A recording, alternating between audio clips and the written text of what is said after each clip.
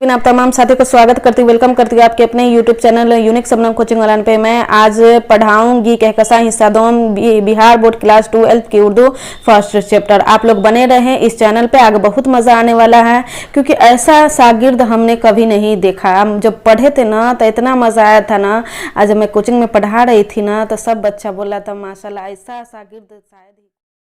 साथियों, वीडियो अच्छा लगे तो सब्सक्राइब, लाइक और शेयर कर दीजिएगा और बेल आइकन भी दबा दीजिएगा। आगे बहुत मज़ा आने वाला है। कैसे नज़ीर अहमद जो है फरतुल्लाह बेग की किताब को फेंक देते हैं और मैं क्वेश्चन आंसर भी बताऊंगी, इसलिए वीडियो में बने रहें। साथियों, तो शुरू करते हैं आज की चैप्टर। आज की चैप्टर है क्या है?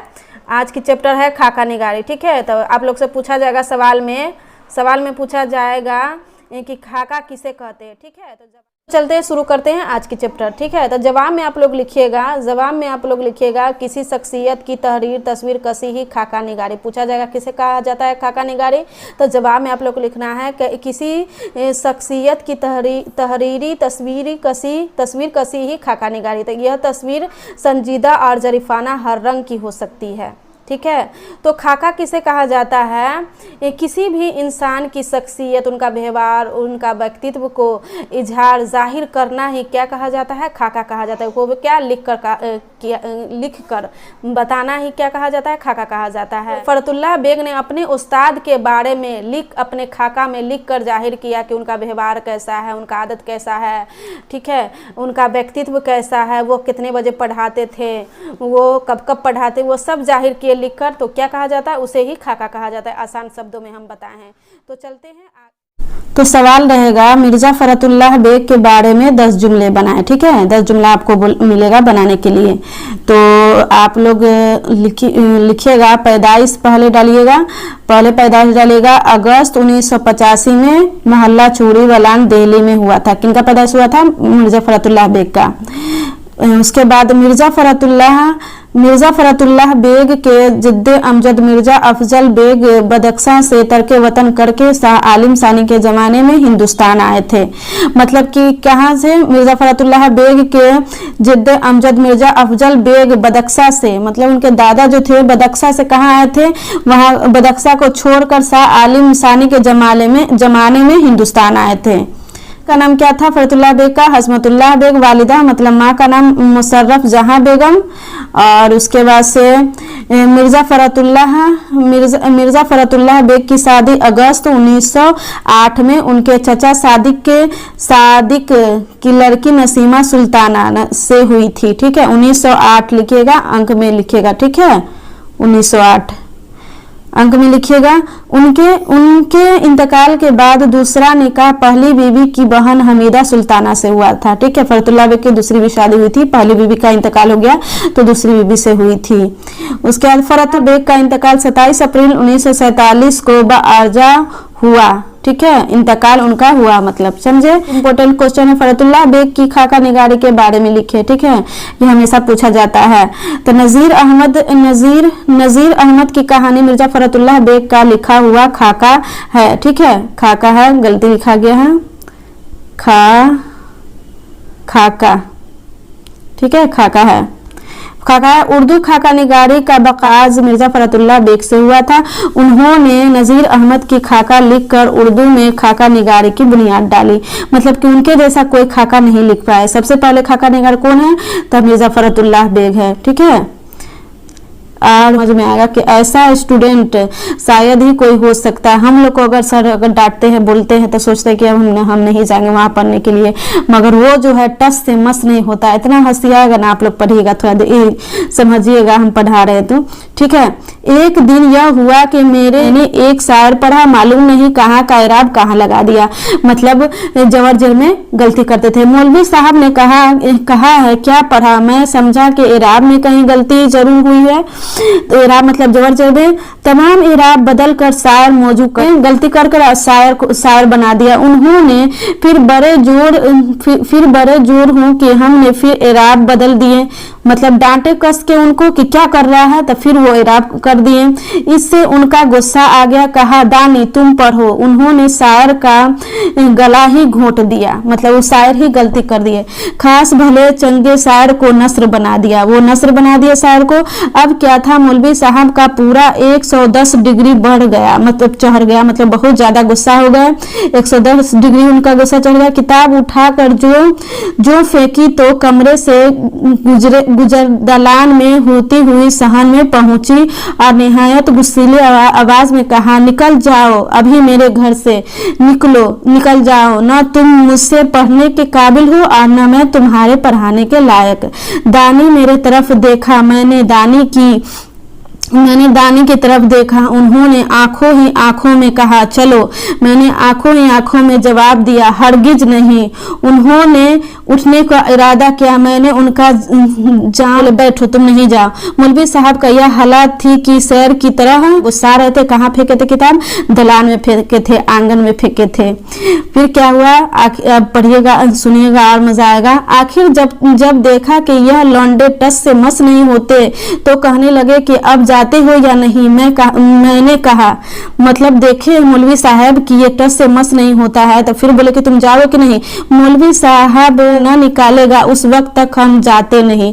मतलब बोल रहे हैं कि अगर कोई धक्का देकर नहीं मिलगाएगा तब भी हम भगाएगा तब भी हम नहीं जाएंगे, जाएंगे तो अभी फिर आ जाएंगे, मतलब कि वो जाएंगे फिर आ जाएंगे। मौलवी साहब ने जो यह बेहयाई देखी तो जरा नर्म हुए, कहने लगे, अच्छा नहीं जाते हो ना जाओ, मगर मैं एक हरफ तुमको ना पढ़ाऊंगा। वो बोला, अगर नहीं जाना है मत जाओ, मगर मैं एक हरफ नहीं पढ़ाऊंगा। कौन बोले हैं? मौलवी साहब बोले, मैंने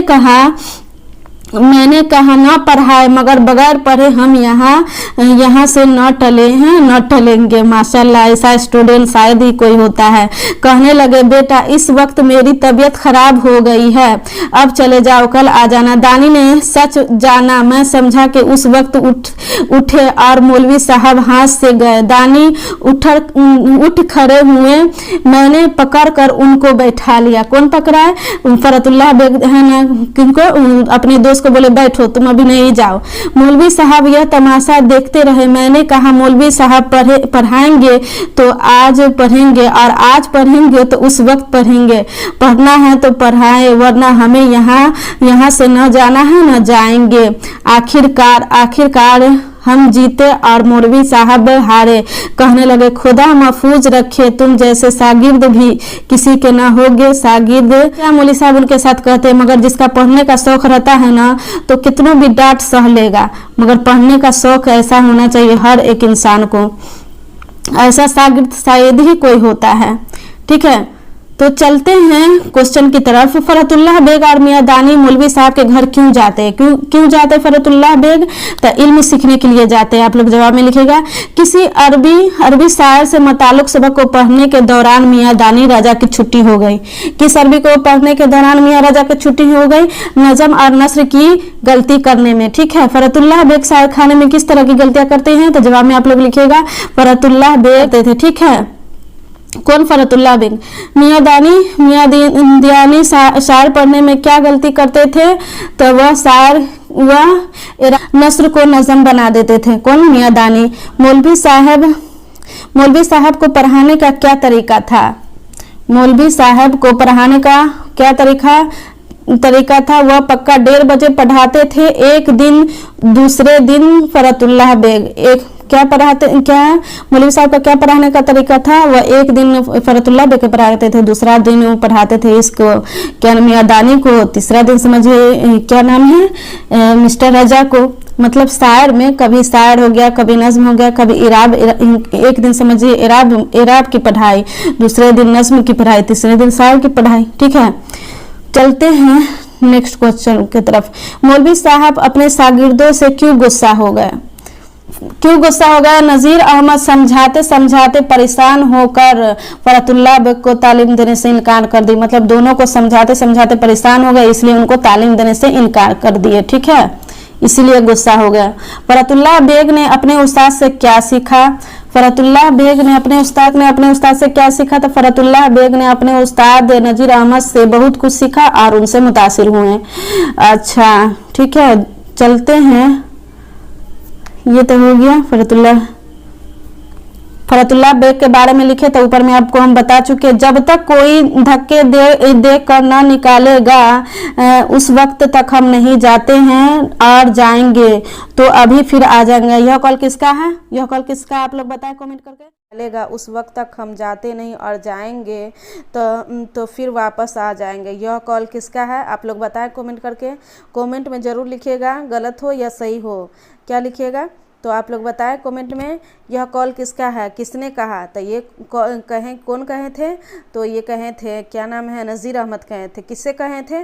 तो फरतुल्लाह बेग के। इस कॉल में धक्के देने की बात क्यों कही गई है? क्यों कही गई है इस कॉल में धक्के देने की? क्योंकि वो सब है ना बहुत ज़्यादा गलती, कोई नज़म एराब की गलती करते थे और फरतुल्लाह बेग बहुत ज़्यादा गलती करते थे, इस वजह से उनको यह बात कही गई। उसे इस कॉल में धक्के देने की बात क्यों कही गई थी? क्योंकि वो सही से पढ़ नहीं रहे थे, इस वजह से कही गई थी। खुदाए महफूज रखे तुम जैसे शागिर्द भी किसी के न होगे, शागिर्द क्या हुए उस्ताद के उस्ताद। अच्छा खुदा के लिए किसी के न होगे, शागिर्द क्या हुए उस्ताद के उस्ताद हो गए। अच्छा खुदा के लिए किताब उठा लाओ और सबक पढ़कर मेरा पंड छोड़ो, मतलब मेरा पीछा छोड़ो। अब आप लोग कमेंट करके बताएं कि कौन क्या नाम है, मेरा क्या है, मतलब किसने कहा? आप लोग कमेंट करके ज़रूर बताएं किसने कहा। तो नज़ीर अहमद ने कहा। दूसरा क्वेश्चन है, यह बात किससे कही गई है? किससे कही गई है? फरतुल्लाह बेग से या मियादानी से या एक अन्य मिस्टर राजा से? आप लोग बताएं कमेंट करके। तो यह बात कही गई है, किससे कही गई? फरतुल्लाह बेग से, ठीक है। इस कॉल में किससे छुटकारा पाने की बात कही जा रही है? किससे छुटकारा पाने की बात कही जा रही है? आप लोग बताएं किससे कही जा रही है? इस कॉल में किससे छुटकारा पाने की बात? तब पढ़ाई क्या नाम है, नज़ीर अहमद से। इस कॉल में किससे छुटकारा पाने की बात कही जा रही है? इस कॉल में कौन किसका उस्ताद हो जाता है? आप लोग बताएं। इस कॉल में किससे छुटकारा पाने की बात कही जा रही है? तो मतलब पढ़ाने से, ठीक है। इस कॉल में किससे छुटकारा पाने की बात कही जा रही है? किससे छुटकारा? न तो फरतुल्लाह बेग से छुटकारा पाने की बात कही जा रही है। इस कॉल में कौन किसका उस्ताद हो जाता है? आप लोग कमेंट करके इसमें ज़रूर बताएं। लास्ट क्वेश्चन है, आप लोग ज़रूर बताएं।